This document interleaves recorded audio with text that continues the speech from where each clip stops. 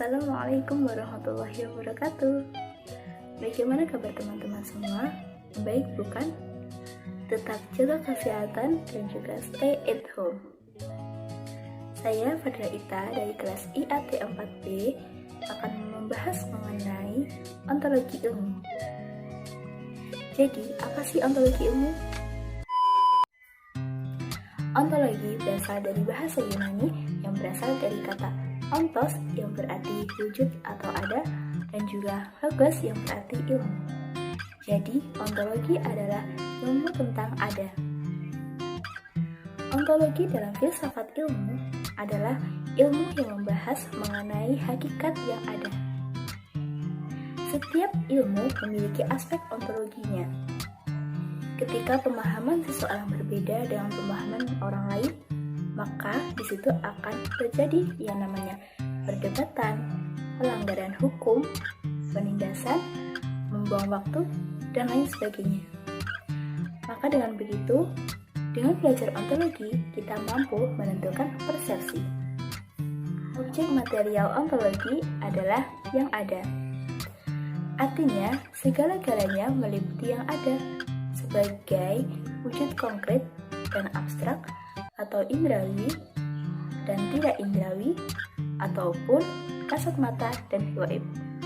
Sebagai contoh, salah satu penerapan ontologi dalam landasan dasar penerapan ilmu yakni pada bidang geologi, yang mana dalam melihat fosil yang berada dalam batuan atau fosil yang berukuran mikro, maka dapat menggunakan bantuan yakni mikroskop.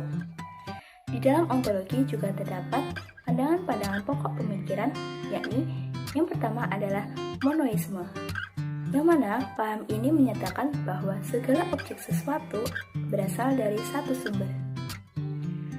Pandangan-pandangan pokok pemikiran yang lainnya, yakni ada materialisme, idealisme, pluralisme, dualisme, dan agnotisisme. Aspek ontologi ilmu tertentu hendaknya diuraikan atau ditelaah secara satu, metodis, yakni menggunakan cara ilmiah. Yang kedua, sistematis, saling berkaitan satu sama lain secara teratur dan satu keseluruhan. Yang ketiga ada koheren, yang mana unsur-unsur harus bertautan, tidak boleh mengandung uraian yang bertentangan. Yang keempat adalah rasional, yang mana harus berdasarkan pada kaidah berpikir yang benar atau logis. Yang kelima ada komprehensif, yang mana tidak hanya melihat objek pada satu sudut pandang saja, melainkan melihat secara multidimensional atau keseluruhan.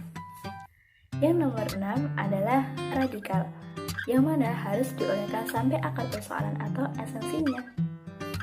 Selanjutnya, nomor 7 ada universal, muatan kebenarannya sampai pada tingkat umum yang berlaku di mana saja. Konsep-konsep yang berkembang dalam ontologi dapat dirangkum menjadi 5 konsep. Yang pertama adalah umum dan tertentu.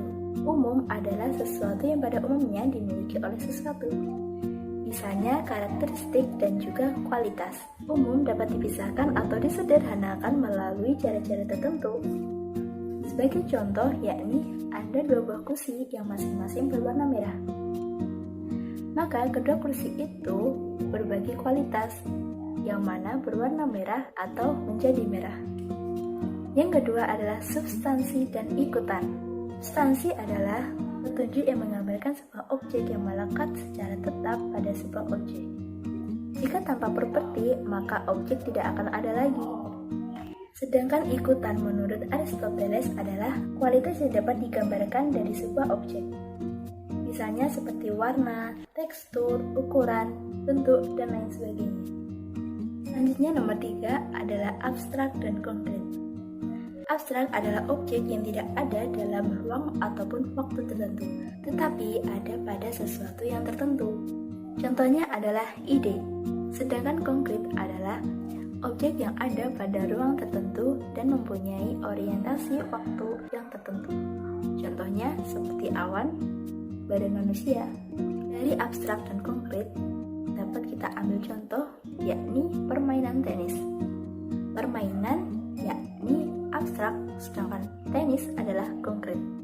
Yang keempat adalah juga eksistensi. Esensi adalah atribut yang menjadi dasar pada sebuah objek. Atribut tersebut merupakan pemuat dari objek. Jika atribut hilang, maka objek tersebut akan kehilangan identitasnya. Sedangkan eksistensi adalah kenyataan akan adanya suatu objek yang dapat dirasakan oleh indera. Nomor 5 adalah determinisme dan indeterminisme. Determinisme adalah pandangan bahwa setiap kejadian, termasuk perilaku manusia, pengambilan keputusan, adalah merupakan bagian yang tidak dapat terpisahkan dari rangkaian kejadian-kejadian sebelumnya. Sedangkan indeterminisme adalah kebalikan atau perlawanan dari determinisme. Penganut indeterminisme bahwa tidak semua kejadian merupakan rangkaian dari kejadian masa lalu. Dari pembahasan-pembahasan tadi, jadi ontologi ilmu dalam filsafat ilmu adalah ilmu yang mempelajari sesuatu yang ada atau berwujud berdasarkan logika sehingga dapat diterima oleh banyak orang, yang bersifat rasional, dapat difikirkan, dan juga sudah terbukti keabsahannya. Sekian pembahasan dari saya mengenai ontologi ilmu. Sekian dari saya, mohon maaf apabila ada salah perkataan dan juga salah dalam penyampaian materi. Terima kasih. Wassalamualaikum warahmatullahi wabarakatuh.